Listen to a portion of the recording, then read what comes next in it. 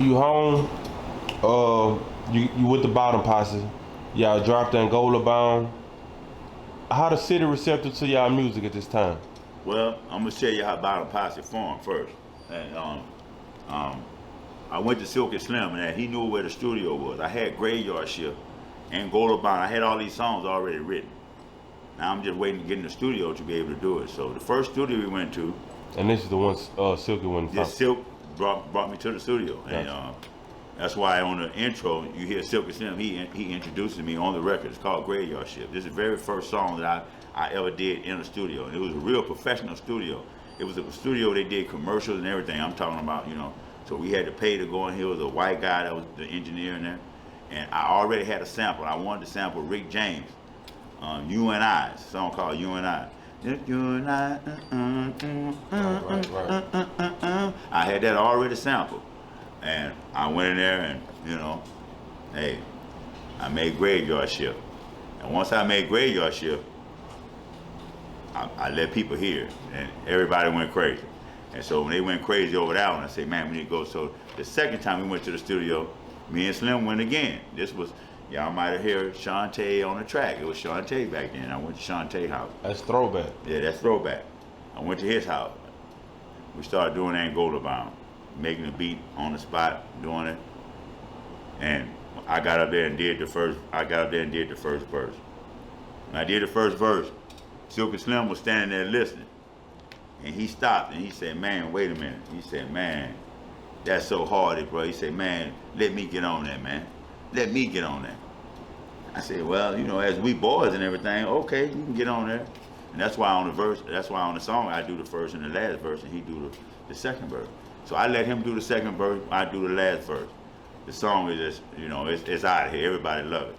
So and we already on the streets together in the wrecking crew. So he like, man, we might as well, just be a group, basically. And we can represent all the home. That's why all of my homeboys are on the album cover.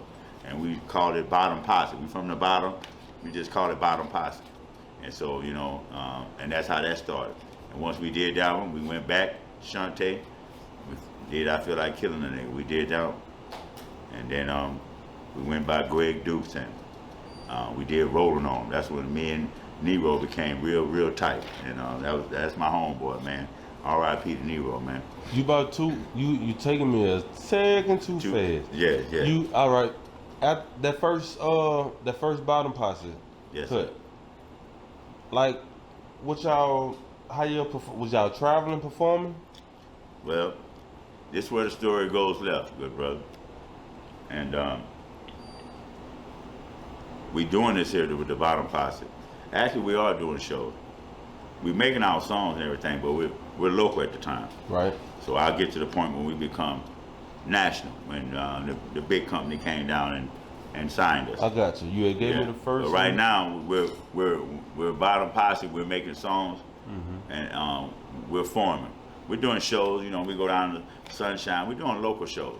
We're doing shows at different clubs and everything. And then one time we did a show at, it used to be called, it's still there, it's called Temple Roof, but it was on North Boulevard before they built the overpass over there. We did a show over there. We won, I think it was some radio contest, me and Slim. We won a radio contest, and so. You and what Slim? Me and Silky Slim. Oh, got you. We doing everything together now, as of now. So we win a radio contest, and so first place was like, we had a show in Hammond. And we get to go, they get to pick us up in the limo and everything. And so it was crazy because I remember that the limo came and they came down the boulevard, came down East Boulevard. And me and Slim say, man, we're gonna get we called them to tell them the limo where to pick us up at. And we had the limo come all the way down to the bottom and pick us up. And I can remember we had our clothes on the hanger. They was out to clean it, and we was gonna change it. We had them in our hand, and the limo pulled up, and we got in, and we looked at each other like this and that. They had champagne there. I got in the roof and popped the champagne out the top of the roof, Would you say you felt like you made it then? Yeah, well, I felt like hood celebrity in a sense. You know what I mean? And it was right in front of my hood. It was literally like walking out the door.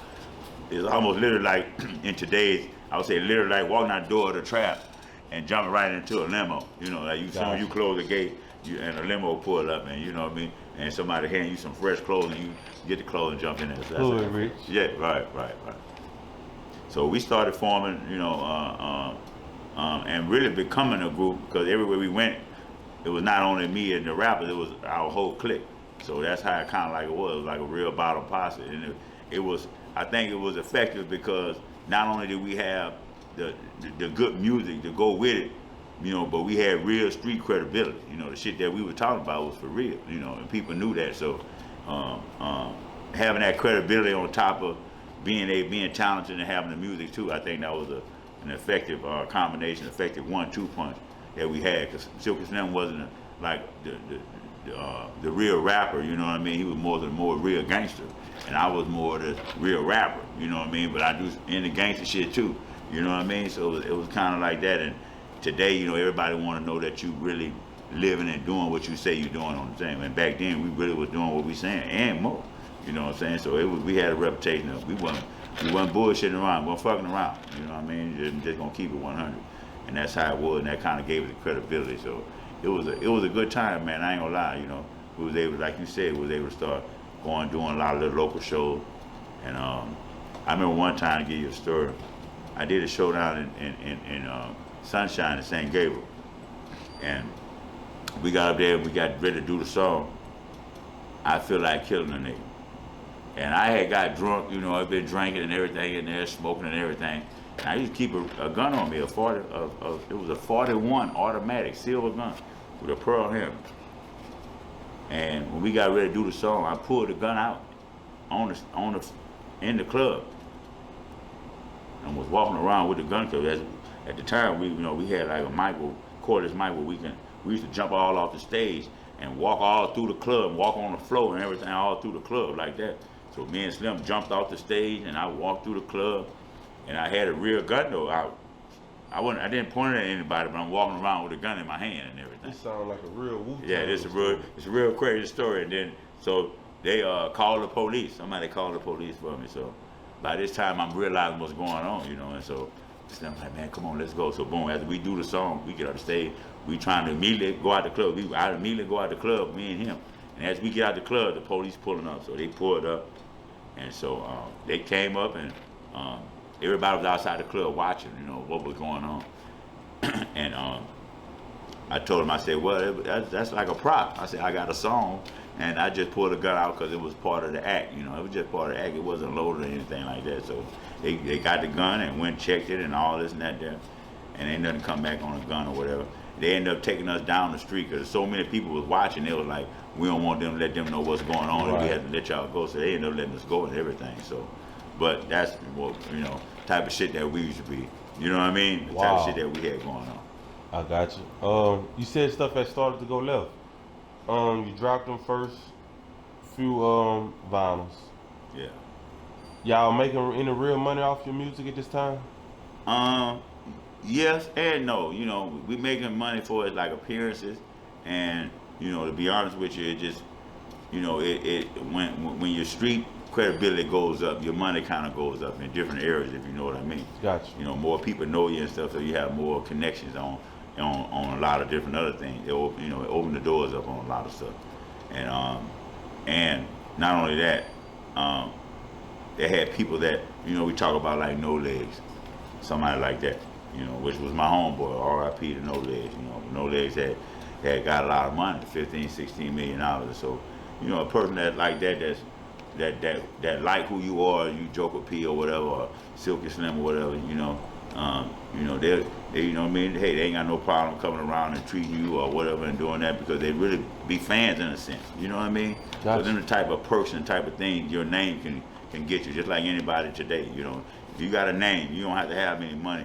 That's why a lot of people, they try to put down the fame, but the fame has more longevity than the money do. You know, the money can run out, but you can always, if you got a good name, a famous name, you can always make some money with your name. You know what I mean? Whether it's on products or somebody bring you for an old show or, you know, whatever. So it's good to have the fame too.